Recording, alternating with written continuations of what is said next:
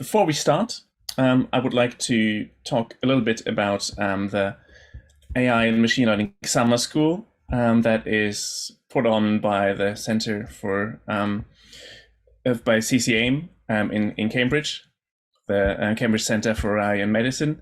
It's the second installment. We had the first one last year and was really successful. We had over 450 people attending.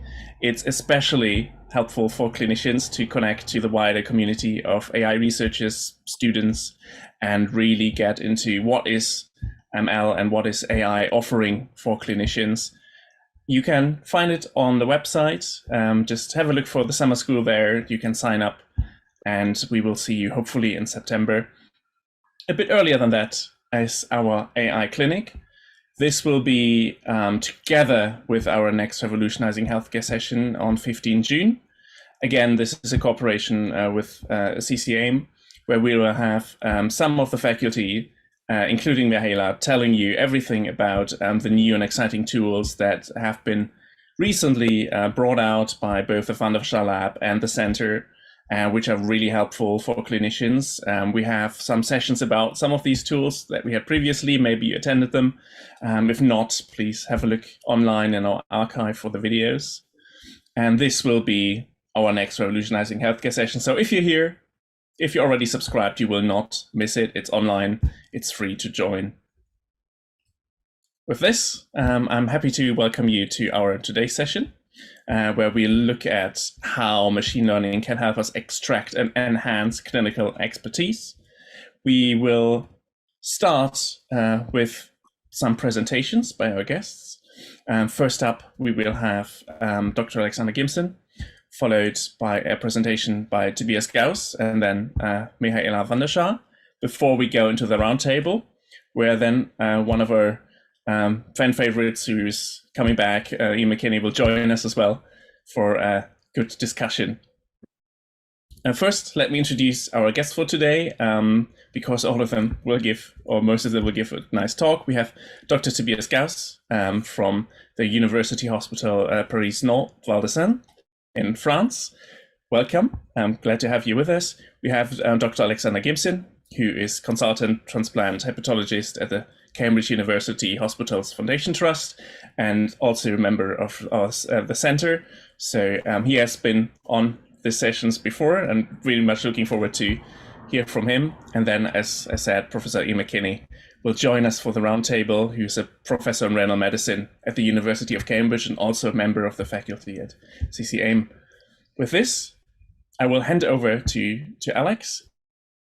Good, great. So thanks, Andres, for that introduction, and to Mihaela for organising this session. So I have been in the past a transplant physician, mainly dealing with liver transplantation, and have become interested firstly in the art of machine learning, but also over a longer period of time in the whole concept of clinical variation. And I'll explain what I mean by that as we go on through these few slides. And more importantly, and how we can extract and enhance clinical expertise as one, and only just one, component for clinical variation. So what do we mean by clinical variation to people who may not be on the know here? So clinical variation is usually defined as the difference in either the processes or the outcomes when compared to peers or to a gold standard, such as evidence-based guideline recommendations. Clearly, there are a number of sorts of variation, and what we're talking about here is unwarranted variation. And the slide, the graphic that you can see on the right there is something taken from an NHS atlas recently, looking at, just to give you one example, the mortality rate for adults admitted with asthma in England, and showing that across different geographies there is a fourfold difference between the highest and the lowest quintiles in mortality when all other factors supposedly involved in that mortality have been taken account for. There are multiple frameworks for trying to understand clinical variation, capacity or access to health, the knowledge base of clinicians, but also agency, what I refer to as agency, how the clinician themselves behaves with respect to the decision-making processes. And all those have led to considerable difficulties in the measurement, in the complexity of mapping all those causes. And what we are interested here is to see whether machine learning can give us insights into how we should address clinical variation. It's often been said that trying to impact clinical variation will have as big an impact on population mortality rates compared to many of the major medical advances. As long as if we could iron out clinical variation, then we would have a very, very major impact on population health outcomes. So clinical variation it hasn't always been considered alongside the concept of expertise. And that's what we wanted to discuss today. Again, we're talking about unwarranted variation. So I'm going to start for you with a proposal. And that is the difference between the normative, that's the ideal or the optimal analysis of behavior and outcomes, and the descriptive or the observed analysis of what actually happens. That difference is the consequence, and the magnitude of that difference is the consequence of clinical variation. And expertise may be trying to minimize the difference between what is optimal or ideal and what is actually observed. If you can minimize that, then that demonstrates expertise, and the greater that difference, that indicates lack of expertise. So expertise, therefore, is the skill that clinicians bring to decision making. So how has expertise been considered within medical decision making? So we need to sort of think about that first, because that gives us some background. If we go way back to the beginning of the last century, the great William Osler felt that being an expert was just a matter of practice. But it was because of that, and because people felt that expertise was too large a component of the decision making, that the whole concept of evidence-based medicine was introduced back in 1992. And they tried to consider a hierarchy of knowledge, which, as I'm sure you will be have seen many times when for guideline development, starting with meta-analysis and systematic reviews, proceeding with randomized controlled trials, observational studies, and finally, expert opinion. That expert opinion, expertise, was considered to be a form of knowledge, but of lower or inferior quality. Now, although there's much interest in that to begin with, and that hierarchy is still used for most guideline development, it was considered that as a description of what actually happened when clinicians were placed in clinical scenarios, left much to be concerned. For a start, it didn't in any way take account of the patient's opinion or their perception of their health. And so people developed, and Professor Sackett developed a second model a few years later, which included best evidence, which included the patient's values and expectations, and also included clinical expertise. And where all those three overlapped was evidence-based medicine. So in that sense, clinical expertise was considered as actually different or separate from knowledge or evidence. It was something else that was brought on top of the evidence. But again, there were criticisms of that model, because that model assumed that all clinical contexts, the actual context in which a clinical decision was being taken, was the same. And of course, it isn't, because sometimes decisions have to be made in areas of high income or areas of low income, in difference of geography.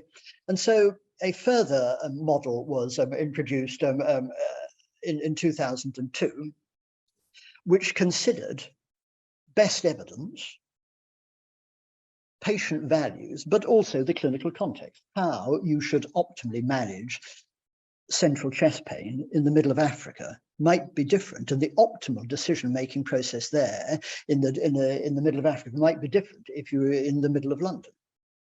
And how you drew together all those factors was expertise. So expertise was balancing the tensions between evidence, and indeed very commonly the lack of evidence or the missingness of data, patients' values, which may very not infrequently be in contrast to what is best evidence, and the clinical context. That's what the skill of a decision-making process was trying to balance all those different disparate factors. These models have, of course, also been further developed in the light of newer ways of considering how diagnostic reasoning is undertaken in the context of significantly lacking data. And this has been pioneered mainly by Professor Croskery from Dalhousie University, where they've looked at firstly the processes when illnesses present with a pattern recognizer first, and there are system 1 processes which are the more intuitive, related to experience, but liable to heuristic biases. And then when those are not available, then system 2 processes, which are the more rational processes. But the point I'm going to emphasize with this particular model of diagnostic reasoning is that expertise is involved in both system 1 processes and system 2 processes, because there is very commonly, as we've discussed, factors that in both those decision processes where we need to tie in with expertise. And to give you an example of some of the clinical factors impinging upon those processes, which apply to both type 1 or system 1 and system 2 processes, we're aware, and I've just given you a few references here, there are significantly more, that we are aware that there are cognitive biases that impact upon decision making. There are personality traits in the decider. Some people have referred to these as decision makers who are hawks or doves. There is the emotional state of the decision maker, their previous experience, and also the stress they may be under at the time. All these factors are involved in both system 1 and system 2 decision making, and the way in which we address them, we are going to argue, is reflected in clinical expertise. So can machine learning contribute to this assessment of expertise? So as we've said, for any clinical decision, there is the normative analysis, which is not necessarily the ideal rational outcome, but I would describe the optimal rational outcome or behavior. But and there is then what happens in actual real world outcomes or behavior. And this one has been sometimes known as bounded rationality. So should we consider expertise as the distance between the normative optimal and the descriptive behavior outcome? So just to give you the context in the area where I'm most interested, why clinical variation is important, these two diagrams look at the rate at which organ donors are declined by different transplant units in the United Kingdom. And whether you look at this graphic here on the left, which is looking at donors after brain death, or this image here on the right, looking at donors after circulatory death, there is an enormous difference in the way in which organs are declined. All these organs, I should emphasize, are subsequently transplanted successfully. That's a good example of really fundamental clinical variation. People all get the same information about the donor and the recipients, but there's an enormous variation in the way in which, the rate at which people are accepting an organ which is subsequently successfully transplanted. So can we look at this a bit more with machine learning? So all these papers which I've shown here are available through the centre's website, and Mihaela will be introducing them a little bit more. But I'm just going to give you a quick overview of a couple of the papers which I have been involved in. So here we're asking whether machine learning can consider some of the drivers of clinical decisions, and that some of those drivers may be at a population level. Some of them may be at an instance-wise level. When a specific organ is offered to a specific recipient, can we identify what were the reasons why the organ may or may not have been accepted for transplantation? How have those drivers changed with time or with national allocation policies and guidelines? So this was one of the first of the papers where they looked to discover what criteria are important for clinicians for accepting an organ for transplantation. So very quickly, we were able to show, and this just shows one of the slides from it, that there were a whole range of factors here on the left, which relate to both the recipient and the donor, which significantly impacted whether clinicians accepted the organ. For instance, increasing donor weight was a significant factor in a clinician deciding not to use that donor. Though this information has been shown in other studies, so this was a proof of concept to say that machine learning can, by these learning methods, identify what these factors were. More interestingly, though, we were able to show that although, if you look at the left-hand panel here, one of the measures of the integrity of the liver in the donor clearly did impact the rate at which an organ was accepted or declined, but between two different centres, the impact of that particular factor was very significantly different. So that immediately gives us an insight into some of the differences in the decision-making between those two transplant centres. And the same on the right-hand side, the donor age was also a factor for both those two centres, but the impact of donor age in their decision-making process was significantly different. We were able to also show that these two show the way in which two different specific offers to a particular recipient was accepted, and the factors which had a greater positive or negative impact on that decision process. A second paper has also used the process of inverse contextual bandits, which I think Mihaela may say a bit more about, where looking at changes in allocation policies over time and how that has impacted clinical decision making. We wanted to look at both a quantitative and interpretable representation of how the behavior with respect to organs had evolved over time, and maybe therefore what the impact of guidelines might have been. So, different factors over different periods of time might have a different impact on a clinician's decision whether to accept or not an organ for transplantation.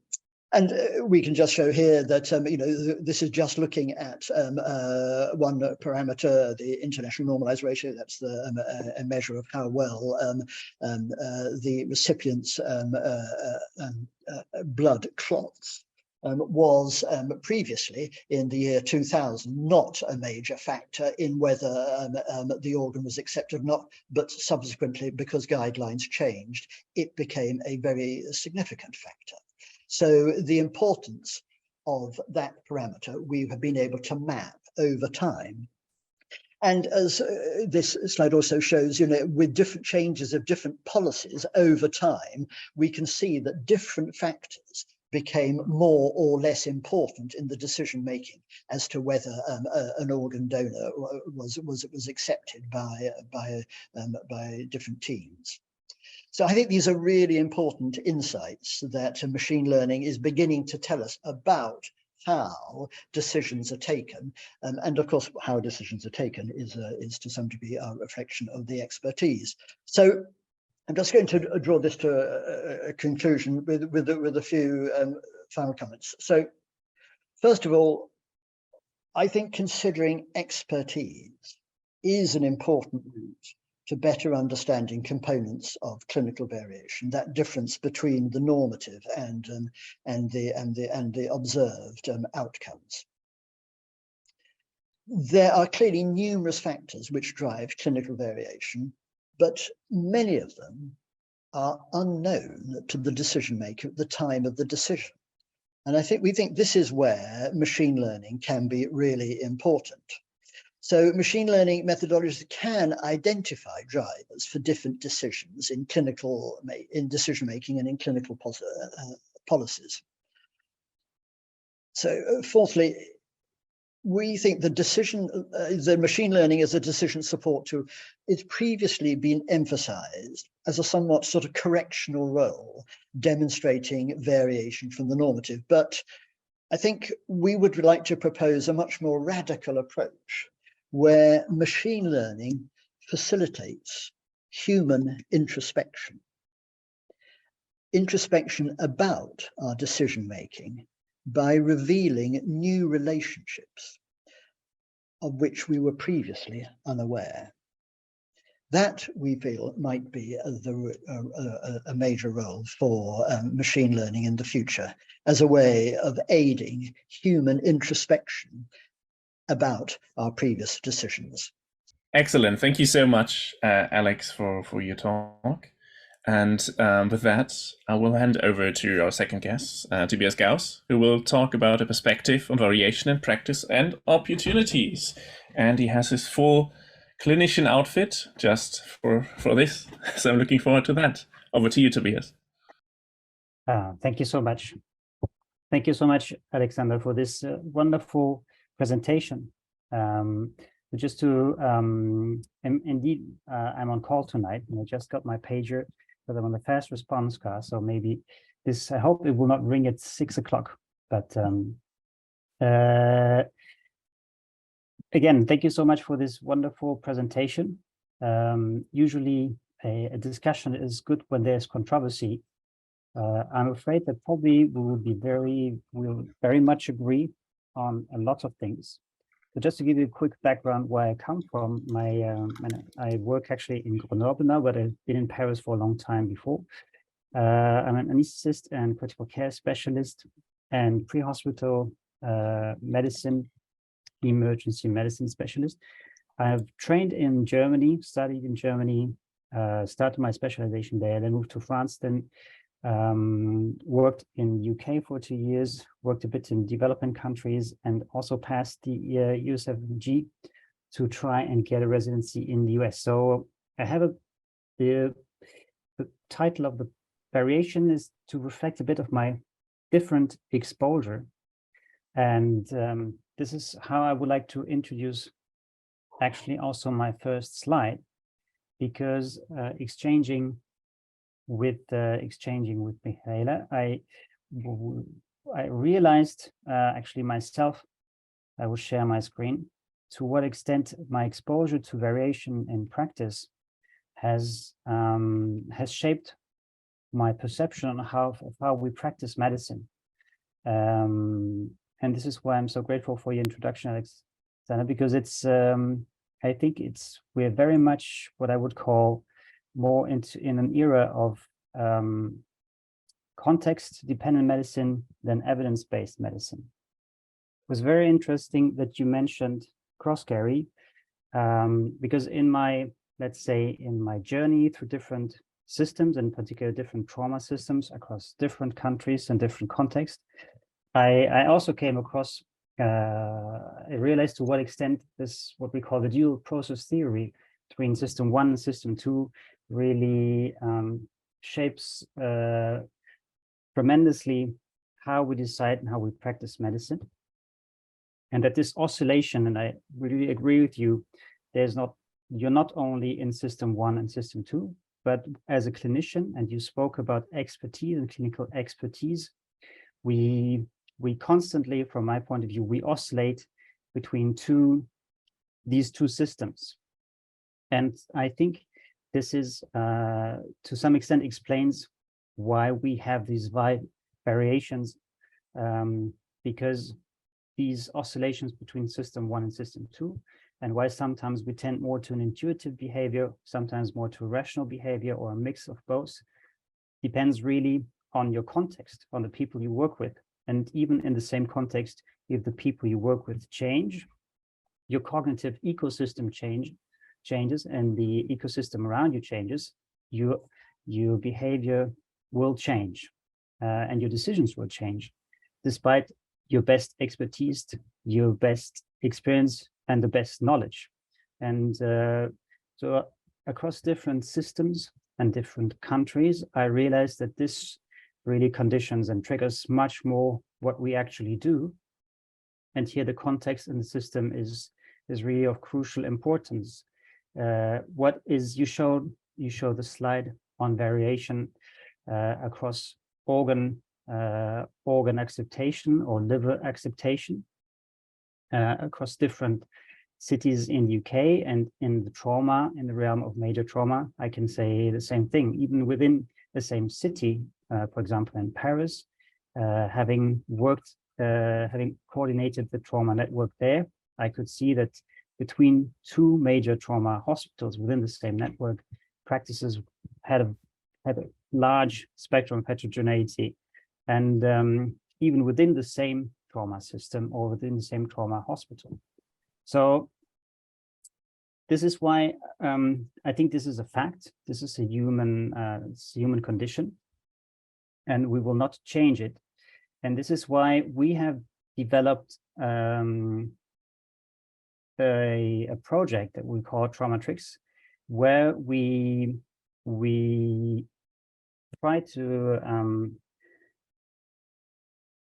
provide to the clinicians a decision support tool on dispatch that predicts certain outcomes like shock or traumatic brain injury, the need for neurosurgery, the need for major for trauma intervention at dispatch, so that clinicians can anticipate the needs for the trauma patient before the patient comes to the hospital. And as such, the trauma, any kind of decision support or predictive models, there are lots of them out there. As such, they are not really, there's no innovation here. But to make it long term, to make it really short, to get to the point, I totally agree with you that any kind of decision support should enhance our introspection, and not only the confrontation with the output of the model, but also the process of developing the model.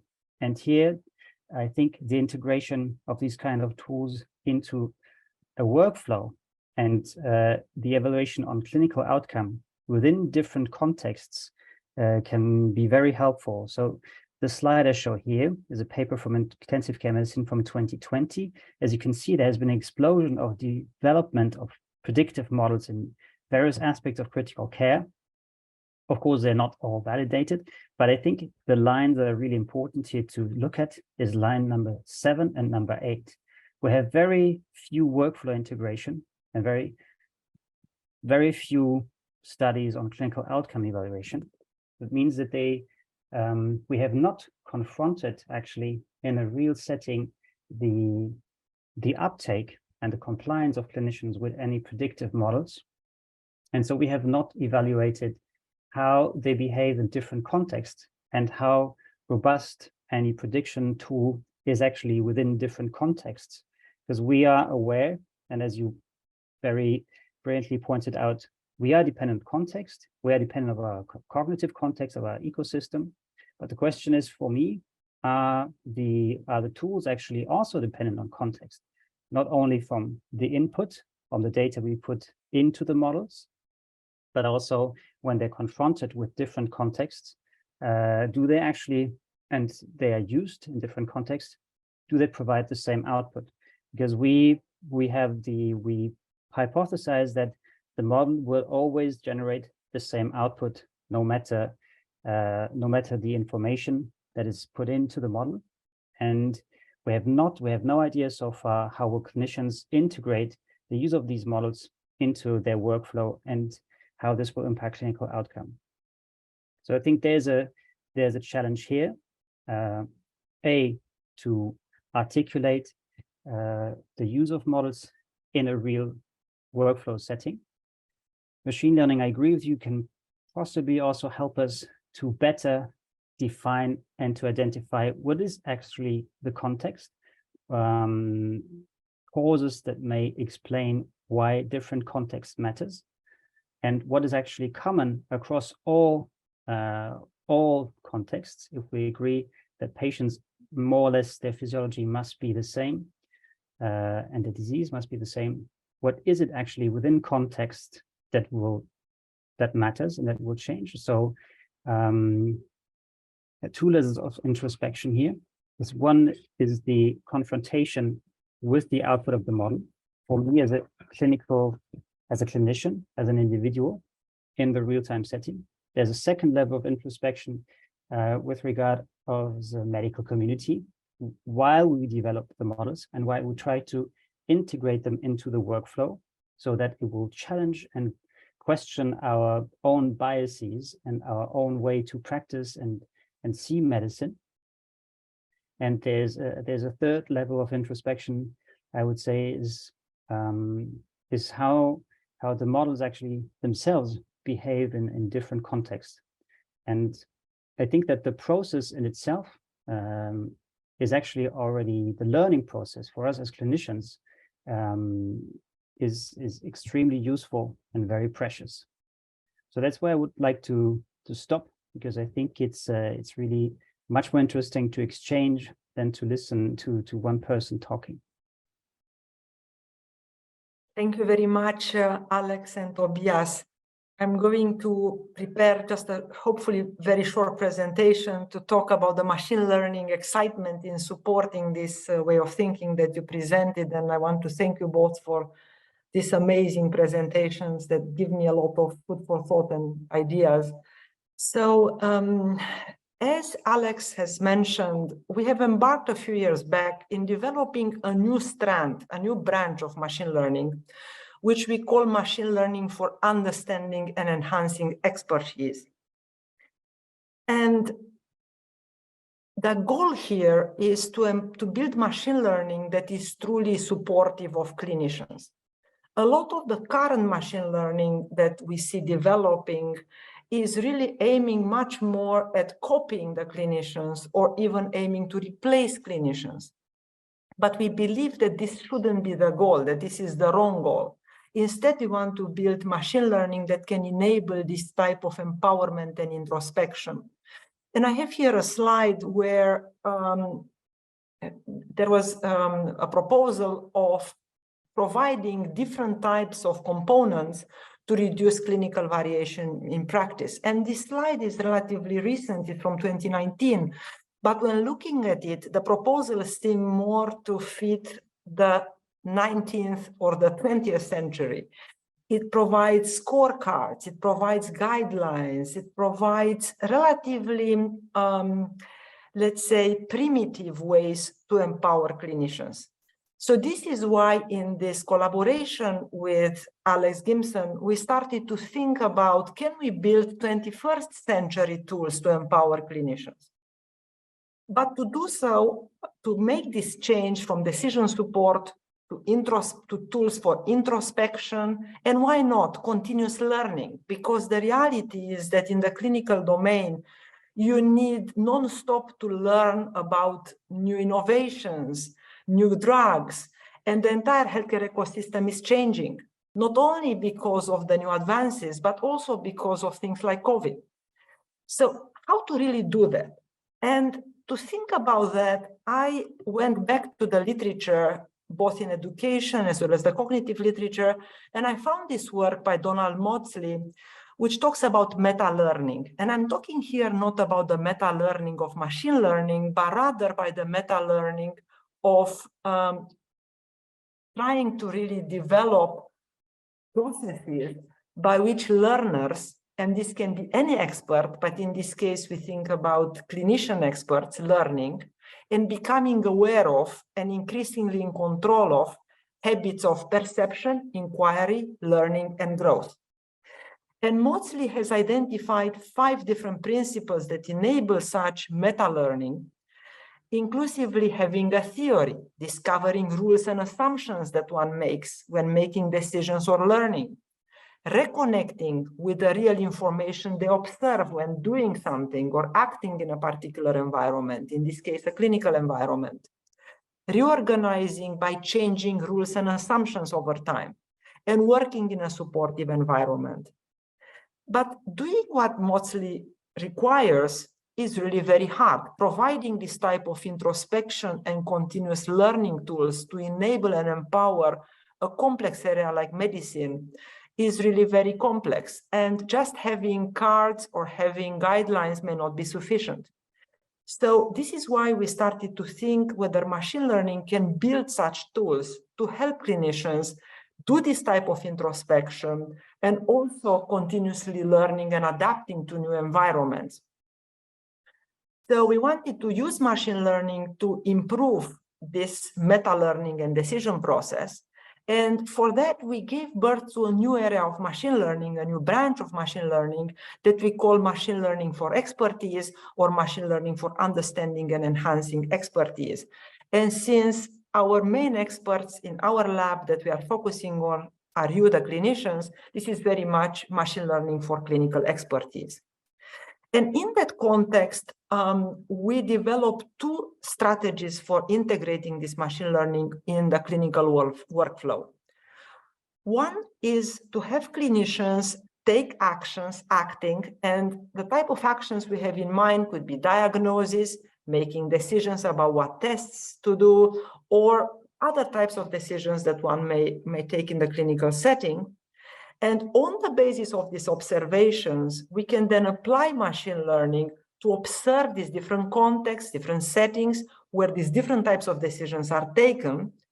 And on the basis of that, identify meta-learning models that will enable us to understand whether the clinicians in a particular scenario, in a particular context, for a particular type of patient, or as Tobias has said, in a particular type of clinical ecosystem, may have maybe more flexible or less flexible, maybe more optimistic, maybe more aggressive in treating.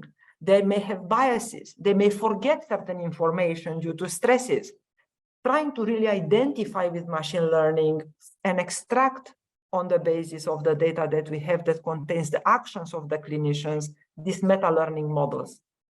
Then we can extract, also using machine learning, hypotheses about meta-learning. For instance, one particular hypothesis may be clinicians are overly pessimistic when diagnosing patients at risk. This is a hypothesis that was extracted when we were analyzing clinicians taking diagnosis decisions and treatment decisions for various patients at risk with Alzheimer's. Then this all can be distilled within a theory of meta-learning. For instance, why are some clinicians overly pessimistic towards at-risk patients? Trying to really understand the fundamental basis of the reasons why this is happening. And empower with this theory, create guidelines, but this time not the guidelines, the clinical guidelines that we have them today, but rather much more adaptive and context-dependent guidelines that do consider all the various factors that both Alex and Tobias have mentioned, and provide much more pertinent and contextual advice to empower clinicians. Another way to build machine learning to empower clinicians and enable this type of introspection would be to see again clinicians acting, and then the machine learning for empowerment could provide information, advice, support, and potentially see discrepancies between the current action and past actions in similar contexts, and provide with the clinician with information about these discrepancies to enable him or her to understand better the way they act, the way they form decisions, and provided the right information to enable them to think carefully about the different decisions they are taking, potentially in the moment and potentially over time. Then the clinicians could provide feedback to these machine learning systems about what they found useful, what were useful tools for introspection and prompting, and what were not. It could be also that the machine learning model was not correct, or it may have not correctly understood and provided the right information that is not really helpful for the clinician, or quite the opposite.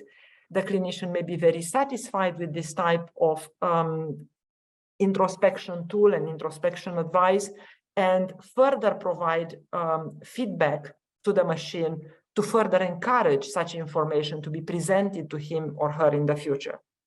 So this is a much more online setting where one can think about this as the genie of the clinician that is personalized to that particular clinician, acting in different types of settings in front of different types of patients, and is private. This is private information to the clinician, and each one of the clinicians can train the machine learning model to best help themselves, to help them.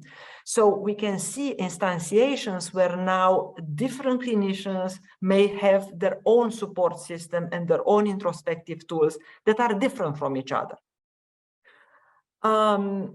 This enables us, as Alex has mentioned, to move from a machine learning ecosystem for decision support, where, for instance, a risk score or a prediction is provided, which is the current world of machine learning, to a paradigm shift, which is this machine learning for empowerment, where information is provided, for instance, to clinicians to understand whether maybe different decisions are made in other settings by their colleagues, or maybe they can detect some particular biases or some particular behavior, and this can provide it to the clinician to further encourage this type of introspection.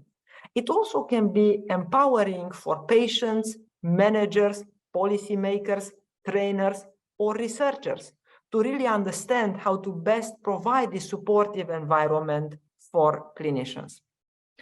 As also Alex has said, the fundamentals of this type of thinking require really a change in machine learning from the current way of thinking, from the current methods of, for instance, reinforcement learning or treatment effect estimation that are aiming at providing decision support, to a paradigm shift that enables us to build tools and machine learning tools for introspection.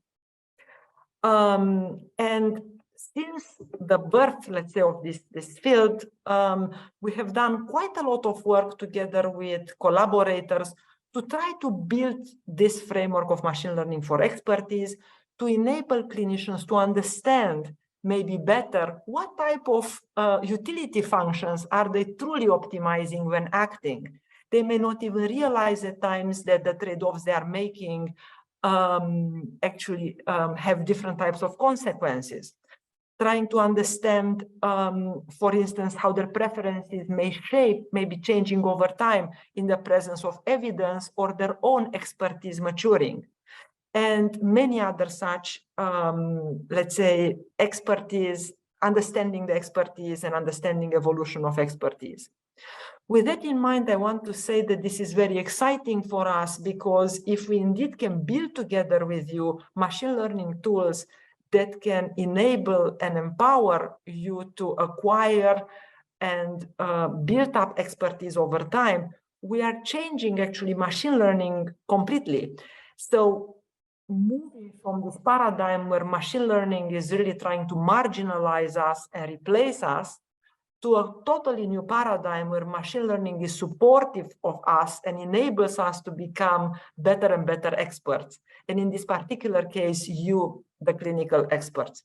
So this is a new field, and I think it's a multidisciplinary field that contains you, the clinicians, to shape this field, us, the machine learners, but also potentially cognitive researchers and others, such that we indeed can build machine learning that can partner with humans to empower them, not to replace them. Yes, I have a question to you. I found both perspective that you offer, Eoin Alexander, is extremely inspiring and exciting as much as it's challenging. You both mentioned the normative aspect, and we all agree with the context dependency of our decisions and the cognitive aspect, but it's actually, how do you want to build these norms? Because it's actually the norms, from my point of view, that are context dependent, and also the input into the norm building is very much context dependent. So I will give you one example. It's very interesting what you mentioned about pessimistic perspectives of clinicians on certain pathologies like Alzheimer. So a concrete example would be decisions or discussions of withdrawal of care in the intensive care unit, where definitely you have different teams sharing different kinds of attitudes and having very different norms, and there might be a risk that this norm, that within this team, you would, as you say, individualize a model for their behavior, and then their norm within this team would perpetuate itself, and you would reproduce the bias and reproduce the norm. So how would you deal with this challenge?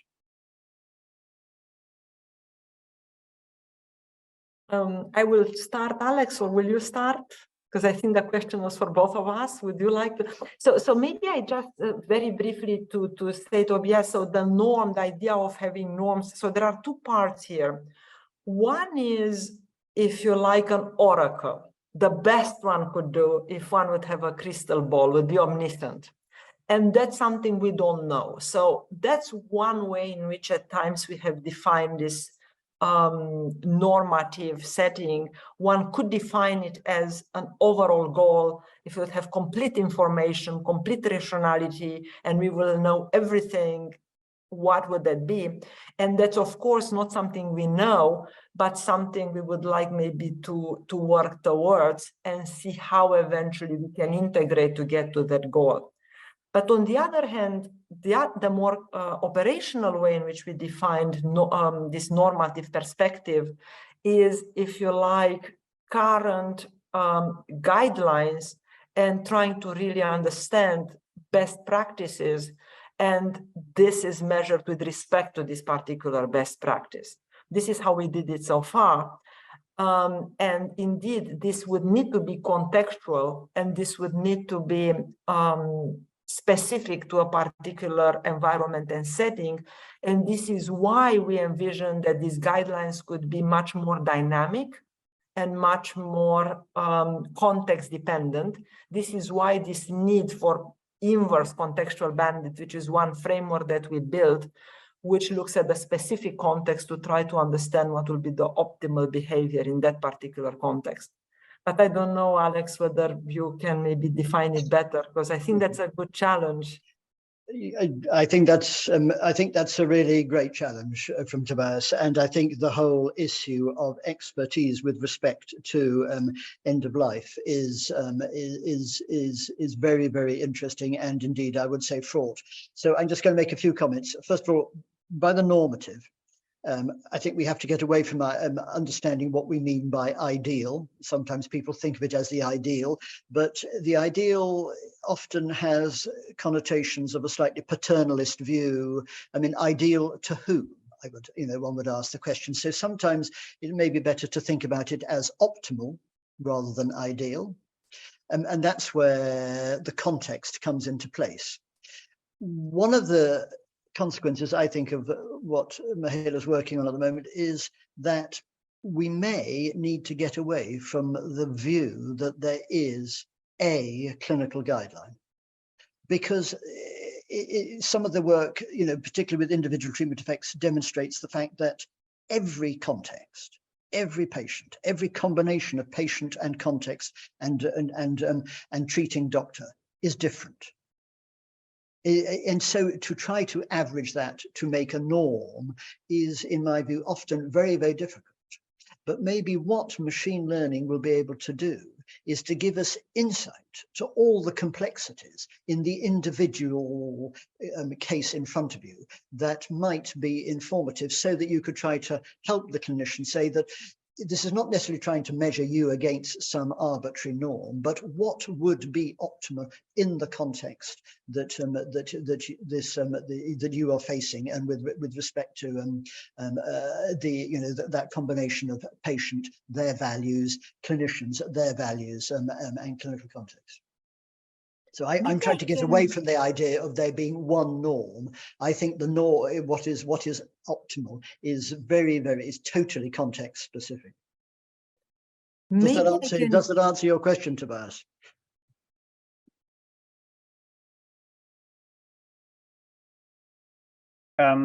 Yes and no. I mean, it's I see that we ask ourselves the same questions, because so far I also conceive any kind of machine learning tool as a sort of benchmark for my decision. And I'm the benchmark for the algorithm.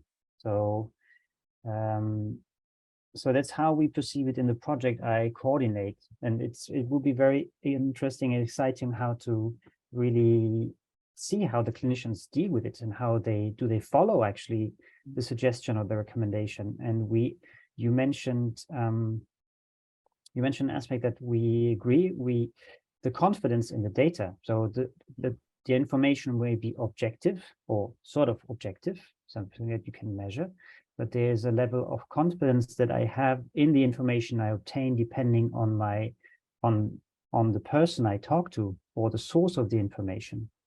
So we look at this as well to see how this maybe shapes the compliance or the acceptance of the clinician of the output of the model.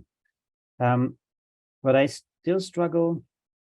So just as a challenge, because that's where I come from. I come from we spoke about dual process theory, and it's very interesting. I really appreciate that you also mentioned it. There's a conflicting theory. So dual process theory goes back to Kahneman and Tversky, as we know, and there's a German psychologist, sociologist, who challenges Kahneman and Tversky, and really perceives Gerd Gigerenzer, who perceives the heuristic actually as an adaptive framework to deal with uncertainty. Yes. And so he says that our cognitive biases, they are an adaptive toolbox to deal with an uncertain environment. And so when I take the clinician standpoint of view, just to challenge you, you say there is no ideal, there is no norm, there is no ideal guideline, but then it all boils down to what I, as a clinician, am able to integrate of the complexity of the situation of the ecosystem. And then it boils down to what is my personal expertise, my capacity to interact with the patient, with the family, to know the level of competence of my colleagues, of the resources that are available to me, what are the norms of my peer group, etc., etc. So then maybe Eoin can come in the discussion. Sorry to interrupt. Eoin, what do you think? So it's a great discussion. I think firstly, the current model for clinical guidelines is that there is some norm that we're striving for. There is an optimal treatment that we're trying to define. And the way we do that is we get limited numbers of experts to club together and try and synthesize the evidence, and that is the expertise. If we assume for a second that that's rational, that there is a global norm that we're striving for, it's seriously flawed and can potentially be hugely improved by systematic methods that ML could bring. So even if we're aiming for a global norm, the current situation is not objective. It relies heavily on small numbers of individuals who filter their personal experience through their own personality. Different forces of personality shape that, different experience backgrounds shape that. There's huge literature on the conflicts of interest that go into the experts that shape this, because by definition, those are the very experts that are interested in and involved with industry too. So the people that shape the guidelines are also the people involved in developing treatments. So those conflicts are problematic. These processes are demonstrably most of the time, more than half of the time, not systematic. So when we try and synthesize evidence, we don't go out systematically explore it and come up with a proper systematic review of the evidence. It's often flawed in that process. We also create literally thousands of guidelines per year. So there's a huge effort undertaken to produce these guidelines. And ultimately, they therefore become very quickly out of date and are expensive. So there's a huge range of flaws with the current system that produce some sort of ideal of what a norm might be. Of course, the problem with that norm as it stands, in other words, the clinical guidelines that are produced, is that they're iteratively done for the same clinical problem by multiple societies, and you come up with colliding or contrasting guidelines. So you've got two societies saying, one saying do this, the other saying do that, and that's because you've got different groups of experts that don't agree, that are plucked, it's not systematic, and for all the reasons I've just mentioned. So the improving on the current situation is arguably not that high a bar. If things could be done systematically and improved towards a global norm, that would be an improvement. Of course, the idea of a global norm is fundamentally flawed as well, because we know that we have as many diseases as we have patients, and that actually we need to define an optimal for each individual. So trying to come up with an individual norm, the optimal treatment for each individual, that's clinical acumen and experience. And that's where the guideline gets filtered back through the individual physician again. And that's even more challenging. So in order to achieve the first goal of refining or improving our process for establishing a global norm, global being geographical, so global for the world, a country, a territory, whatever, and for a condition or a clinical question, let alone each individual clinical context, I think there are strides that could be made forwards that would improve on our already deeply flawed system. That's not to throw rocks at people who develop guidelines. They've only been around, that process has only been around for about 30 years. It's not been here forever, and it's constantly improving. But I think with the methods that Mihaela is talking about, there's scope for huge improvement and also removal of a lot of the legwork and expense that simply can't be maintained. Tobias, sorry, I see you have the hand on, but let me try to answer some of the questions, try to get you to answer some of the questions that are in the chat from various clinicians. So when I talked about, and when Alex and I talked about this system of introspection with machine learning, we kind of thought about a little genie that can be trained on the basis of data that may be available in a hospital or across hospitals or internationally, but then provides information and support to a specific clinician. So this will not be necessarily exposed. So the clinician will not be exposed to the entire world. This personalized genie, if you like, is there just to support the individual clinician in their own introspection and doesn't need to be shared with the entire world. What do you think about such scenarios? Do you think that this is possible? Do you think that this can be trained on the basis of data that exists in EHR or other types of data sets, registries? And how would such a genie that would support such introspection look like? I'm taking some collection of the questions in the chat and turn it to you all. If I jump in quickly with a very brief response, Mihaela, the thing that I think is the biggest obstacle for that approach is measuring success. Because if you're going to learn how to improve outcome at an individual level, particularly, how do you know that it's working?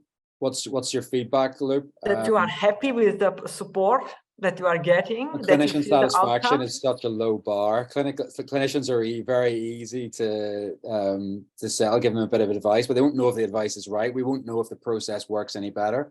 Arguably, we don't know what impact guidelines have, because that's not really formally quantified either. But yeah, I think your quantification of patient satisfaction, patient outcomes. Difficulty is that sometimes the thing people need to hear is not the thing they want to hear. So patient satisfaction isn't always the right metric.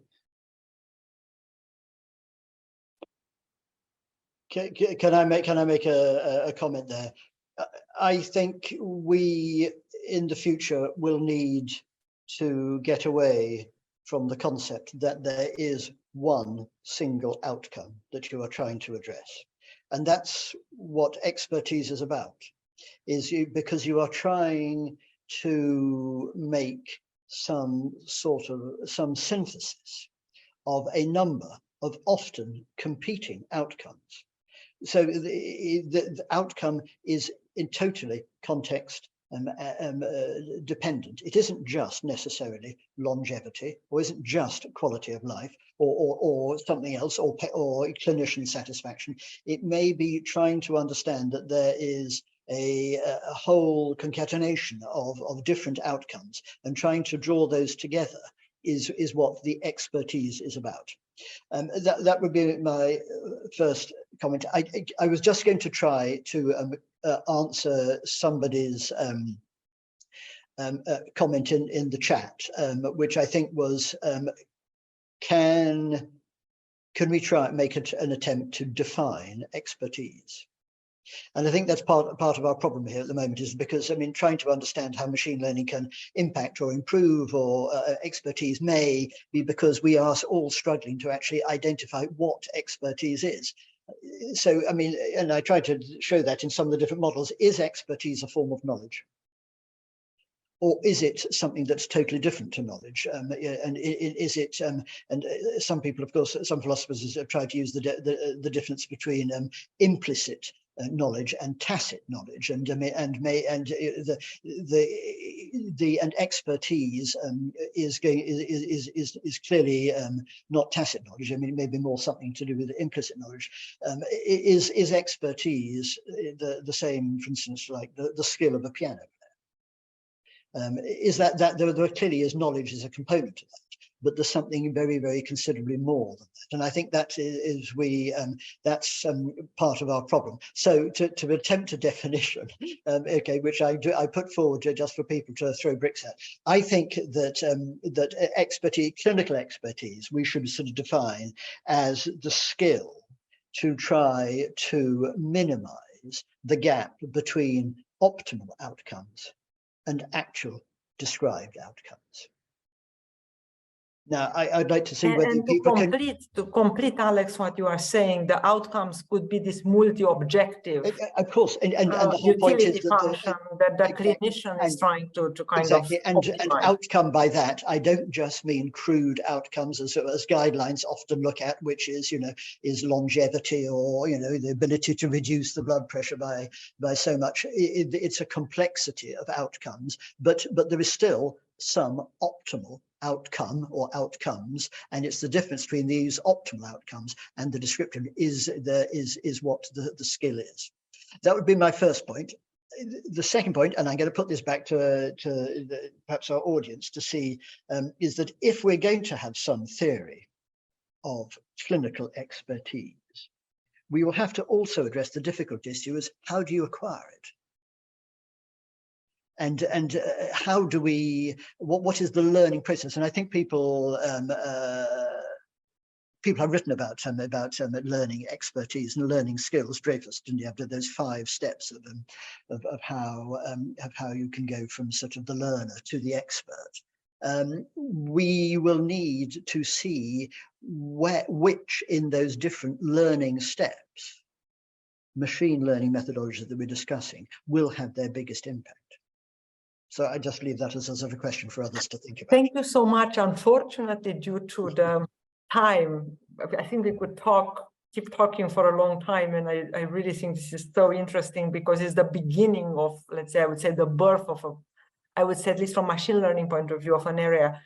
May I finish by asking each one of you, maybe I start with you, Eoin, Tobias, and Alex, to give a final thing you want to say, maybe of how much, a wish, if you like, of how machine learning can help expertise